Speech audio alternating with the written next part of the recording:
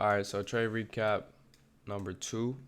So in the past video, this is the trade I wanted to take but couldn't, because on the 50-minute it did not close above this change of character or the bearish. Sorry, I changed this to a bearish fair value gap because obviously it didn't turn into an inverse fair value gap.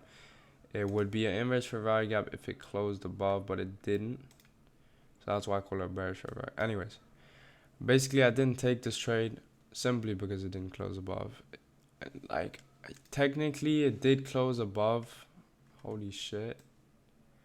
Technically it did close above on the 5-minute and on the 1-minute, obviously, but I don't really take trades unless they are like literally closing on the 15-minute, because I've had a couple trades where close on the 5-minute. Like, for example, this is a great example. You think, oh, it's gonna fucking, oh, it closed above this change of character and this inverse fair value gap. Oh, that means it's gonna go up. No, it doesn't, because the 5-minute isn't too, like, it doesn't say enough. It's too small of a time frame to take that trade in. So look at the 15-minute, be patient, and you can see it's just a wick. It closed right within. Therefore, this is not an inverse fair value gap. This is a bearish fair value gap because it did not close above. Anyways, that's from yesterday.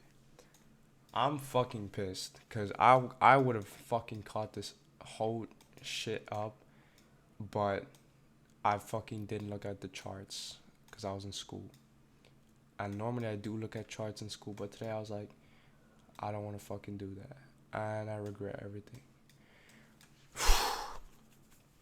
Anyways, this is basically my logic. I thought that this is the major sell side liquidity. Like, if we look on the 4 hour, holy shit. If we look on the 4 hour, this is the major sell side liquidity. Like, this is a major one, this is a major one, this is a major one, this is the major one. I thought if it sweeps this, yo, we are going up. But it didn't. So I was actually, when I saw that it's still only like, when I looked at charts, it was like here, sitting around here. I was like, bro, it's not going to go all the way down to sweep the sell side liquidity. Like, it's not going to happen before market close. Today's Friday. So I just didn't look at charts. But I forgot that on the 30-minute time frame, I believe, yes. On the 30-minute time, am I stupid? On the 15-minute time frame, there is a low here. There are lows here. There's one here, one here, one here, one here, one here, one here, whatever. Fuck! Anyways, this is a low. Therefore, liquidity is resting at this point. Why did market pick this point? I have no fucking idea. Does it make more sense to pick this or this? Yeah. Makes more sense to pick this because I feel like this is a more strong sell side liquidity. But market said, fuck that. I don't want to listen to that. I want to pick this one. So I picked that one and it swept. This is what's pissing me off.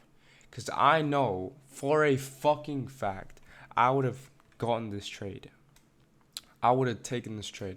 And now you're probably saying, no, you fucking wouldn't. You're just looking at this from a perspective where price already moved up. But no, because the shit, all the confluences that are on this trade right now, what you're looking at, are the same ones I marked out right here, which I was ready to trade, but it didn't confirm. Here it confirmed. Here it didn't. I looked at this. I was waiting for this. I didn't look at this. It was literally perfect. This was literally perfect, but it didn't get confirmed. This was literally perfect, and it got confirmed. But this is the one I didn't fucking look at. Anyways. Let me just explain why. So right here, I'm gonna actually I'm not gonna fucking explain. You can look at it. It's literally the previous video. But I'm gonna explain this basically why I would have taken this trade. So if we look on the 15 minute, yeah, let's just go with the let's go on the 4 hour. I'm tripping. So on the 4 hour, take away all these shitty drawings, you can see that this low and this low are slightly, this low is slightly lower and this low is slightly higher. This is on the S&P 500. We go to NASDAQ. This low is slightly higher than this low. So what does that mean? That means it's a SMT. Which basically means, let me remove these because these are from the previous trade. This means that there's a SMT divergence between the two, right? There's a SMT. We don't need to mark. Actually, no, let's keep that. Anyways, there's a SMT. That's the first confluence I got. Now we move down to a smaller time frame. So we move down to a smaller time frame. What do we see? We see, I'm actually going to delete this shit because this shit pisses me off looking at it. Actually, hold on. I'll remove this. Holy fuck. Alright. This I'm going to keep and you'll see why later. Okay. So basically right here, you can see it's forming, it's a downtrend, right? It's forming higher, lower highs and lower lows. You look on the 5 minutes, more visible. So high, higher, low. Sorry, yes, higher, low, no, lower high, lower high, lower high, lower high, right? So it's just following lower highs, and then this is like equal lows, but it's not really confirming it. So that's why I wouldn't set this as a change of character. This is slightly above, still not enough confluence though. It could literally just keep going down. It's not enough confluence, so I put this at a more valuable lower high, which would be this one. So if price gets to this point and it closes above, which would be this candle, then this confirms the change of character. Then we have a manipulation leg right here, which means we're manipulating the market into thinking that it's going to go lower, but we retrace off it. You can also see on the 5 minute that there's a inverse fair value gap. Holy shit. There's an inverse fair value gap right here, marked out on the 5 minute. So boom, got an inverse fair value gap. Price moves through it and then retraces back and goes up. So we got an inverse fair value gap. We have manipulation, like change of character, SMT, sell side liquidity, which is right here, and even more confluence. Probably find a better one, low key. Now looking at this, there is probably a better. I mean, no, not really.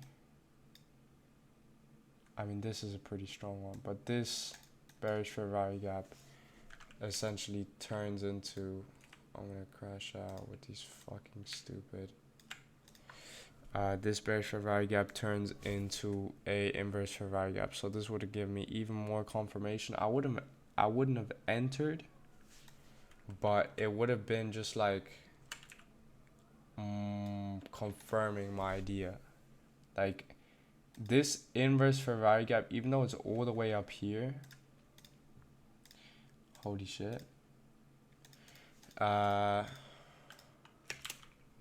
Even though it's all the way up here, it still gives me confirmation, because after all these confluences coming together and this resting right here, I'm predicting that it will turn into an inverse fair value gap. So it's just it's actually an extra kind of confluence, even though it's not really been confirmed. It's like a potential confluence which can be confirmed if it moves up, which these kind of confirm anyways. So you know what, like it's hard to explain, but it kind of makes sense. Anyways, so that is basically the same trade I had previously. I think it was right here. But this one didn't get confirmed because it just waked up, and this one got confirmed. It closed above on the 15-minute. This would have been my confirmation right here, this candle. So I would have entered literally, I don't know, somewhere here, maybe, I don't know, here or something like that. Would have put my stop loss at this low, or probably a bit under this low. Put a target. I mean, I'm not saying I'm gonna, oh yeah, I was gonna put it to this wick. No, obviously no. I would use a Fibonacci retracement tool. Put my entry like probably like here. Use like, I said a 1RR, I think, in my last trade recap. Might be wrong. I might have went for a -2. -1 is like super safe. Pretty much, if you got your confluences, you're guaranteed this profit. Now -2 is like, is risky, basically. It's like you're not guaranteed that it will hit. And in this case, on my entry, it wouldn't have hit. If you entered perfectly, you would have gotten it, I think. Hold on. If you somehow got a perfect entry, you could have easily gone the -2.5 RR, but obviously that's not very realistic. With my entry and my case, like, yeah, you would have just went for -1 because you entered a bit late. The later you enter in the move, the more risk you should put, basically. If you enter here and you see it continuing going up, then you can go for a -2.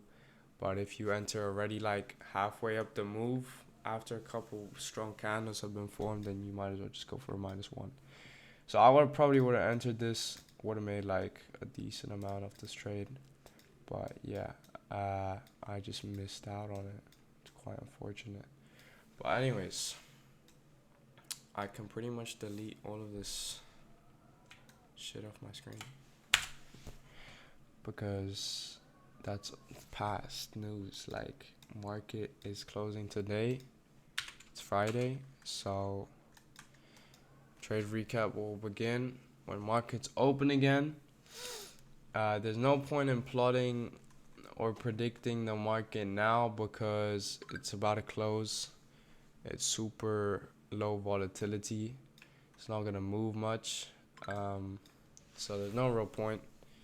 So I'm just gonna let it do its thing and then check on the markets on Monday, and that will be the next trade recap. So yeah.